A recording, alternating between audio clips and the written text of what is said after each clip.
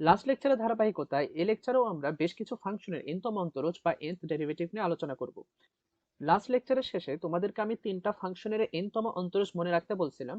আজকে শুরুতে আমরা ওই ফাংশন গুণারে কিছু অ্যাপ্লিকেশন দেখব, অর্থাৎ কিছু ফাংশনের nতম অন্তরজ নির্ণয়ে ওই ফর্মুলাগুলোর আসলে কিছু প্রয়োগের ম্যাথ সলভ করব।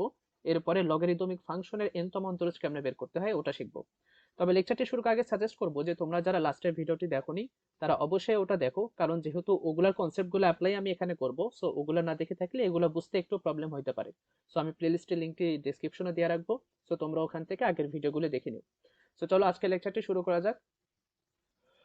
সো আজকে আমরা প্রথমে যে ফাংশনটির nতম অন্তরজ বের করব সেটা হচ্ছে একটা রেশনাল ফাংশন বা একটা মূলদ ফাংশন। সাপোজ ওটা হলো x+1/x² - 4। সো এই যে একটা এক্স এর ফাংশন আছে, এটার nতম অন্তরজ আমরা নির্ণয় করব।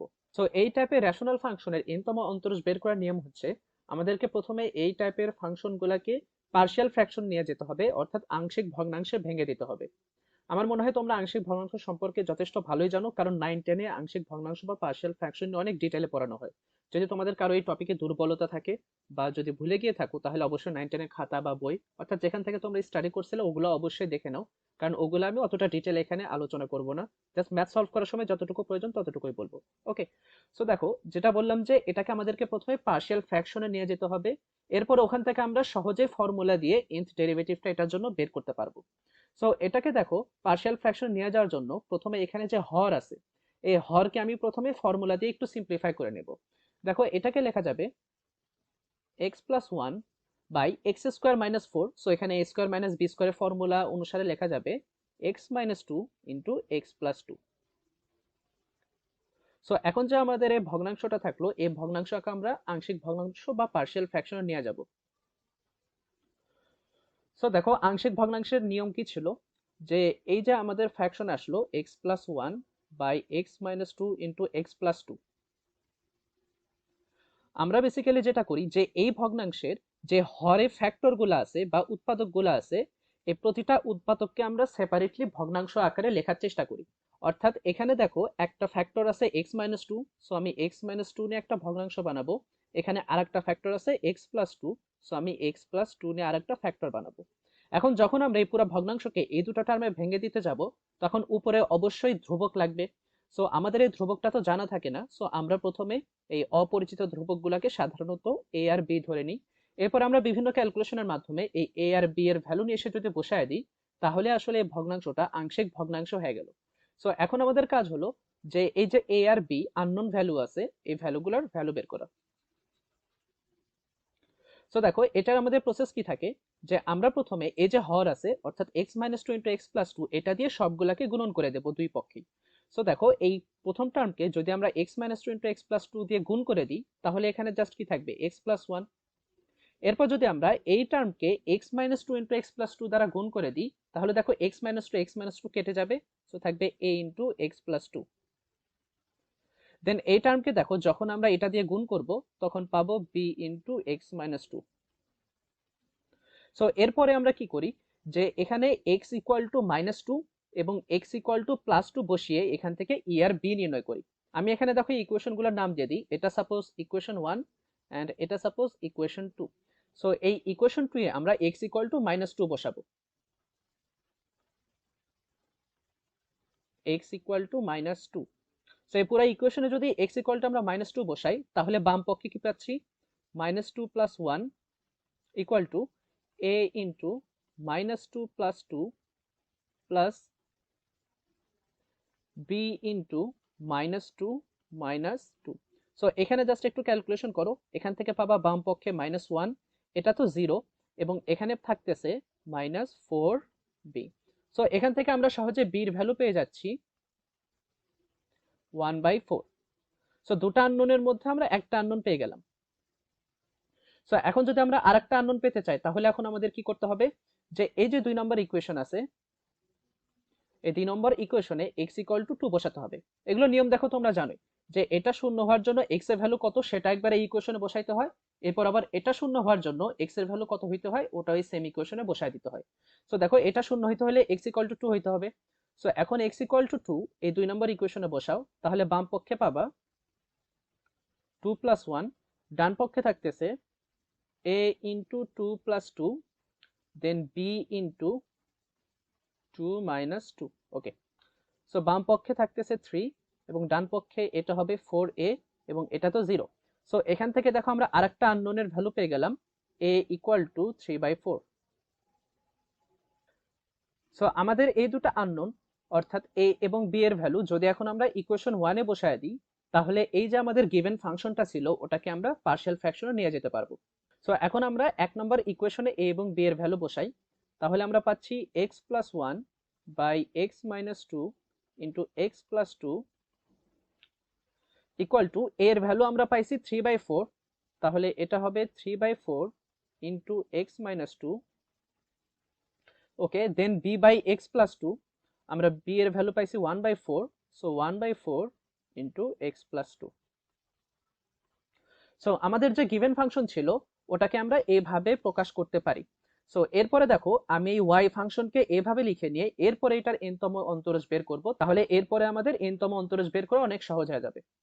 সো আমরা y কে লিখতে পারবো 3/4 into 1 by x minus 2 then plus 1/4 into 1 by x plus 2।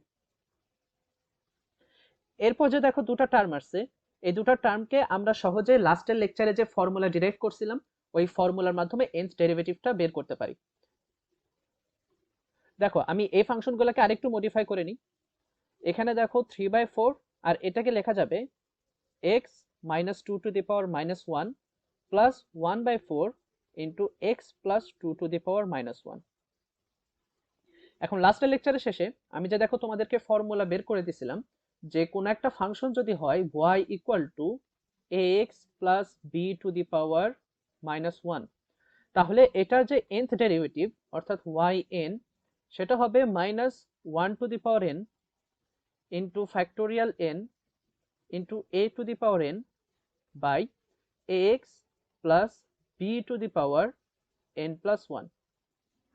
So দেখো আমরাও যে এখানে এই যে দুটো টার্ম পাইছি এই দুটো টার্মেও দেখো তো ax plus b to the power minus 1 টাইপেরই ফাংশন হয়েছে না। সো আমরা শুধুমাত্র এই ফাংশনের সাথে এই দুটো ফাংশনকে কম্পেয়ার করলেই এদের nth ডেরিভেটিভ আমরা এই ইকুয়েশনের মাধ্যমে অনেক সহজেই বের করতে পারবো। সো এখন আমরা ওই কাজটাই করব, জাস্ট এই ফর্মুলাটা অ্যাপ্লাই করে এই দুটার nth ডেরিভেটিভ বের করব। সো এখান থেকে ওই ফর্মুলা অনুসারে আমরা yn বের করতে পারি। দেখো এখানে 3/4 তো কনস্ট্যান্ট, সো যত তুমি ডেরিভেটিভ নাও না কেন 3/4 সবসময় 3/4ই থাকবে, এটা চেঞ্জ হবে না। এখন আমাদের এই অংশের জন্য এই ফর্মুলাটা অ্যাপ্লাই করতে হবে। সো দেখো এই ফর্মুলাই ছিল minus 1 to the power n into factorial n, অর্থাৎ এইরকম দেখো রৈখিক সমীকরণ বা লিনিয়ার ইকুয়েশনের উপরে যদি -1 হয় তাহলে সবসময় -1 to the power n into factorial n হবে, এখানে ভিতরে যাই থাকুক না কেন। সো একটা -1 to the power n into factorial n থাকবে। ওকে, দেন তারপর আছে a to the power n। এখন এই a কি ছিল? a হলো এই যে ফাংশন আছে ওটার x এর সহগ, অর্থাৎ আমরা বলতে পারি x এর সহগ টু দি পাওয়ার n। তাহলে এখানে x এর সহগ কত? এখানে x এর সহগ হলো 1, সো এখানে আসবে 1 to the power n।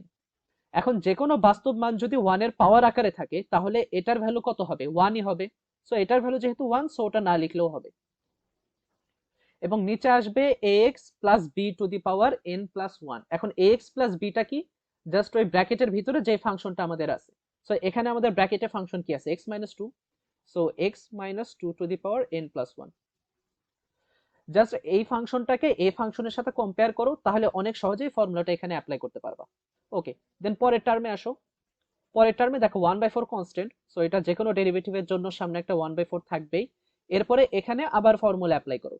So একটা -1 টু দি পাওয়ার n থাকবে, ফ্যাক্টোরিয়াল n থাকবে, দেন x এর সহগ two the power n, just এই যে এই টার্মের মতো।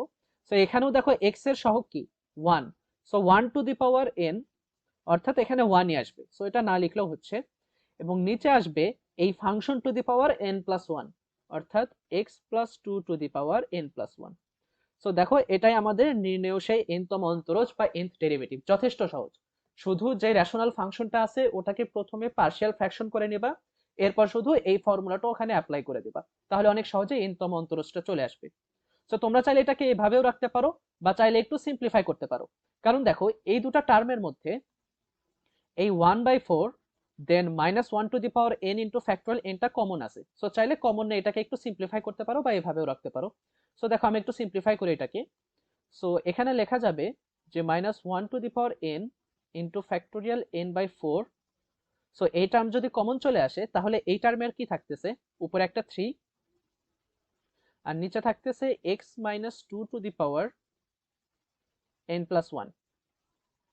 দেন এখানে দেখো 1/4 তো কমন নিয়েই নিছি, minus one to the power n into factorial এনও কমন চলে আসছে, তাহলে শুধুমাত্র উপরে 1 আছে আর নিচে আছে x plus two to the power n plus one. Okay, so তোমরা চাইলে এভাবেও রাখতে পারো বা এভাবেও রাখতে পারো, তা যথাসম্ভব এইভাবে কমন নিয়ে রাখাই বেটার, কারণ আমাদের টেক্সট বুকগুলোকে সাধারণত এই পর্যন্ত সিম্পলিফাই করা হয়। সো দেখো এই টাইপের আরেকটা প্রবলেম সলভ করি যেন তোমাদের কোনো প্রকার কনফিউশন না থাকে। তবে হ্যাঁ, শর্ত একটাই যে পার্শিয়াল ফ্র্যাকশনটা কিন্তু পুরোপুরি আয়ত্তে থাকতে হবে, কারণ বুঝতেইছো যে কোনো রেশনাল ফাংশনকে যদি তুমি পার্শিয়াল ফ্র্যাকশনে এক্সপ্যান্ড না করতে পারো তাহলে কিন্তু এই ফর্মুলাগুলো ওখানে অ্যাপ্লাই করতে পারবে না। যখন তুমি পার্শিয়াল ফ্র্যাকশন আকারে নিয়ে আসবা, অর্থাৎ এইরকম সেপারেট আকারে নিয়ে আসবা, তখনই জাস্ট ডিরেক্টলি মাইনাস ওয়ান করে দিয়ে ফর্মুলাটা অ্যাপ্লাই করতে পারবা। সো অবশ্যই তোমরা ওই পার্শিয়াল ফ্র্যাকশনের টেকনিকগুলো দেখে নিও। সো দেখো নেক্সট এরকম আরেকটা ম্যাথ। সো এবার আমি ফাংশনটাকে ধরি y equal to x square by x minus two whole square into x plus one. So দেখো একই টেকনিক, যে আমাদের প্রথমে এটার পার্শিয়াল ফ্র্যাকশনে কনভার্ট করা লাগবে। ওকে, সো এই ফাংশনটা হলো x square by x minus two whole square into x plus one. এখন এগুলোর পার্শিয়াল ফ্র্যাকশন কেমনে ধরতে হয়? সো পার্শিয়াল ফ্র্যাকশনের যদি নিয়মটা মনে করো, তাহলে এখানে যে আমাদের দুটো উৎপাদক আছে, দুটার জন্যই কিন্তু আমাদেরকে আলাদা আলাদা ভগ্নাংশ বানাইতে হবে। এখন যেই টার্মের উপর আসলে স্কোয়ার থাকে সেই টার্মকে আসলে আমাদের দুইবার লিখতে হয়, অর্থাৎ এখানে পাওয়ার যদি স্কোয়ার থাকেও, এখানে আমরা প্রথমে এক্স মাইনাস টু এর জন্য একটা ভগ্নাংশ বানাই নেব, দেন এক্স মাইনাস টু হোল স্কোয়ারের জন্য একটা ভগ্নাংশ বানাই নেব, এরপরে যে এক্স প্লাস ওয়ান আছে এটার জন্য একটা ভগ্নাংশ লাগবে। এখন এখানে যেহেতু এক্স প্লাস ওয়ানটা সরল আকারেই আছে, অর্থাৎ এক্স এর কোনো প্রকার দ্বিঘাত নেই বা এটার উপর কোনো প্রকার স্কোয়ার নেই, সো আমরা সিম্পলি এটাকে জাস্ট একটা আলাদা ভগ্নাংশ দিলেই হবে। সো দেখো এখানে আমরা ধ্রুবক ধরে নিই, এখানে সাপোজ আছে এ, এখানে বি, এখানে সি। সো এখন আমাদের এ বি সি এগুলা ফাইন্ড আউট করতে হবে। সো দেখো এগুলো দ্রুত করে ফেলি। সো দেখো আগের মতোই, যে আমাদের এই যে হর আছে এটাতে সবগুলাকে গুণন করতে হবে।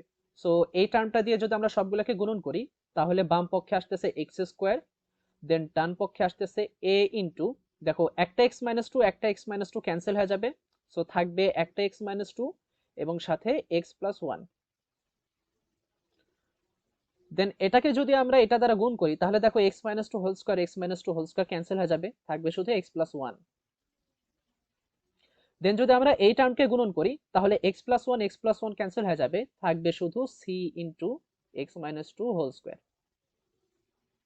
সো দেখো আগের মতোই এখানে আমাদেরকে কি করতে হবে, যে এক্স ইকুয়াল টু টু, অর্থাৎ এই যে এটাকে শূন্য করার জন্য এক্স এর যে ভ্যালু প্রয়োজন সেটা, অর্থাৎ এক্স ইকুয়াল টু টু, এবং এটাকে শূন্য করার জন্য যে ভ্যালু প্রয়োজন ওইটা, অর্থাৎ x equal to minus one, আমাদের এই সমীকরণটাতে বসাতে হবে।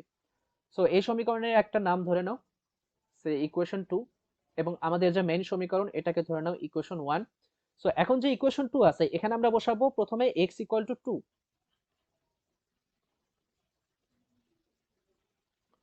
সো দেখো এখন যদি আমরা এখানে এক্স ইকুয়াল টু টু বসাই তাহলে বাম পক্ষে কি আসতেছে, two square, then x equal to two যদি এখানে বসায় দাও এটা তো জিরো হয়ে যাবে, সো এই টার্ম জিরো।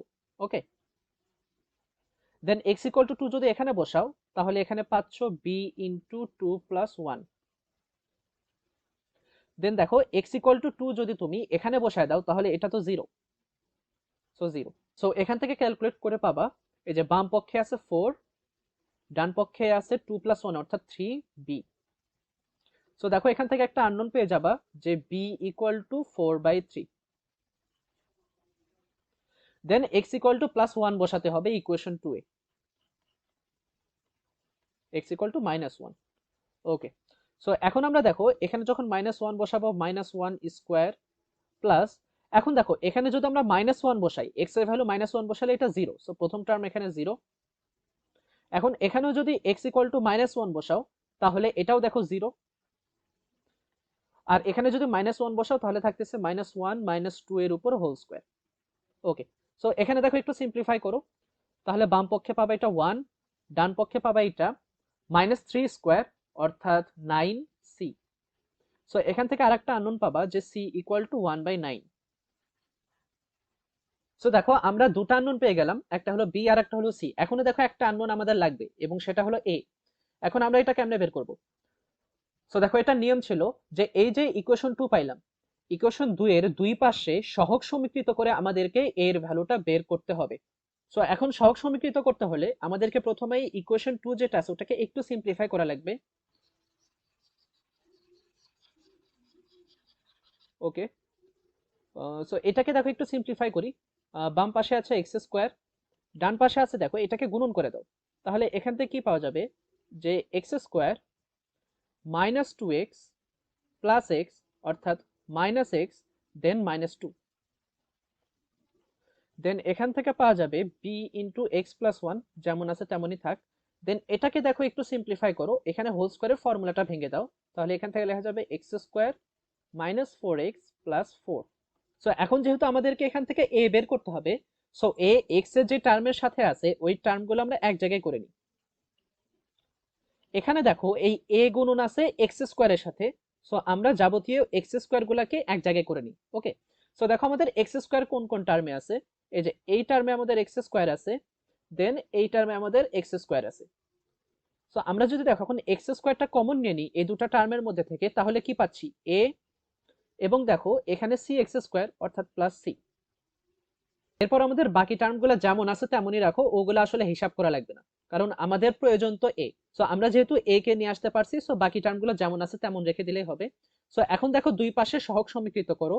সো দেখো লেফট হ্যান্ড সাইডে এক্স স্কোয়ারের কোফিশিয়েন্ট কত, 1, এবং রাইট হ্যান্ড সাইডে এক্স স্কোয়ারের কোফিশিয়েন্ট কত, a plus C.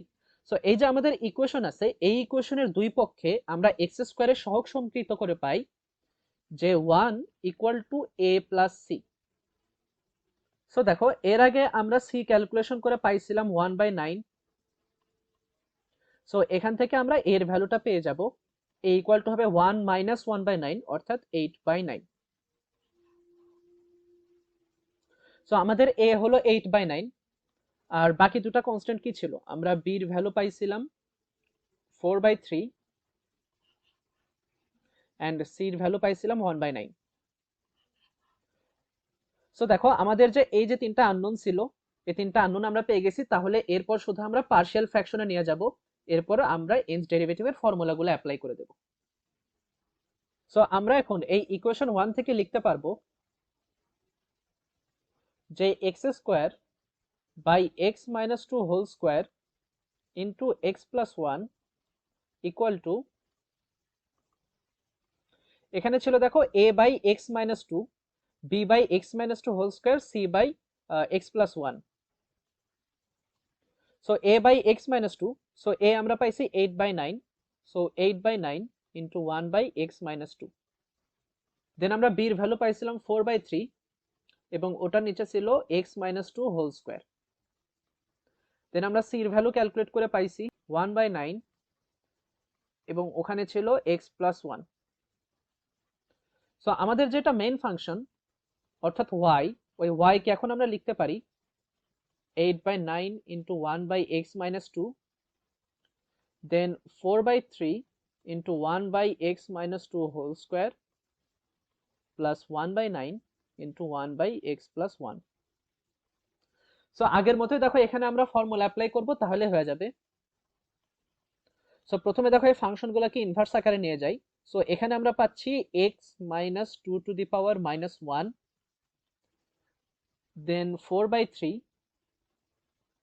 x minus 2 to the power minus 2 plus 1/9 into x plus 1 to the power minus 1।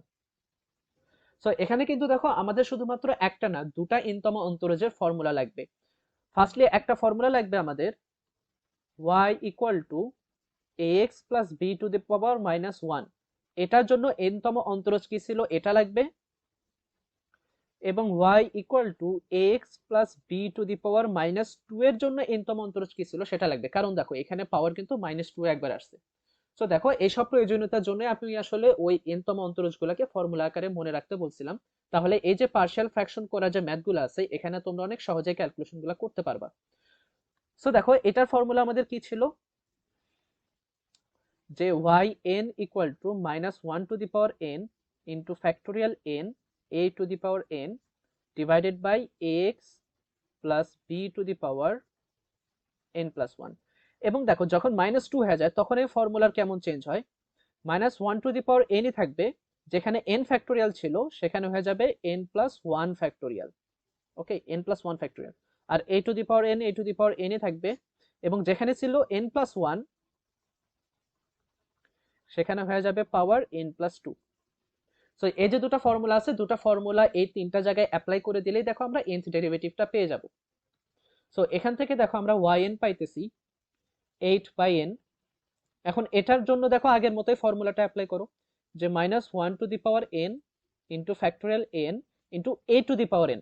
ফর্মুলায় আছে a to the power n, এখানে a কে ছিল x এর সহগ, সো এখানে x এর সহগ 1, সো এখানে 1 টু দি পাওয়ার n, অর্থাৎ শুধু 1 হবে, না লিখলেও হবে। এবং নিচে আছে ax plus b to the power n plus 1, অর্থাৎ এখানে x minus 2 to the power n plus 1। ওকে, দেন এখানে আমার -2 এর জন্য ফর্মুলা অ্যাপ্লাই করতে হবে। সো এটা হবে -1 to the power n into factorial n plus 1, factorial n plus 1।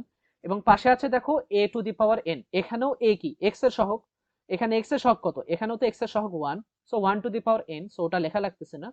এবং নিচে থাকবে ax plus b to the power n plus 2, অর্থাৎ এখানে x minus 2 to the power n plus 2। ওকে, এরপর এটার অন্তর্জ সিম্পলি যে এটার মতো করে অ্যাপ্লাই করে দাও, অর্থাৎ +1/9 কনস্ট্যান্ট বাহিরে থাকলো, দেন -1 to the power n into factorial n, এখানেও দেখো এর ভ্যালু 1, x এর সহগ, সো ওটা লেখা লাগতেছে না। এবং নিচে আসতেছে x plus 1 to the power n plus 1। So এই যে আমরা লাস্টের লাইনটা পাইলাম, এই পুরোটা এটা হলো আমাদের নির্ণেয় n তম অন্তরজ। সো আশা করি তোমরা বুঝতে পারছো যে কেমনে পার্শিয়াল ফ্র্যাকশনের অ্যাপ্লিকেশন করতে হবে n তম অন্তরজ নির্ণয়ের জন্য। জাস্ট কোনো প্রকার যদি রেশনাল ফাংশন দেখো তাহলে তোমরা পার্শিয়াল ফ্র্যাকশনে নিয়ে যাবা, এরপর সিম্পলি লাস্টের লেকচারে যে ফর্মুলাগুলো দেখাইছিলাম ওই ফর্মুলাগুলো অ্যাপ্লাই করে দিবা, তাহলে তোমরা নির্ণেয় n তম অন্তরজগুলো বের করতে পারবা। লেকচারটা আমি এখানে শেষ করতেছি, তবে ভিডিওর শুরুতে অবশ্য বলছিলাম যে লগারিদমিক ফাংশনের n তম অন্তরজ কেমনে বের করতে হয় ওটা নিয়ে আলোচনা করব, তবে আসলে জানতাম না যে এই ম্যাথগুলো সলভ করতে এত সময় লেগে যাবে। সো আমি লগারিদমিক ফাংশনের নেক্সট ভিডিওতে আলোচনা করব। সো সবাই এগুলো প্র্যাকটিস করতে থাকো, সবাই ভালো থেকো, আল্লাহ হাফেজ।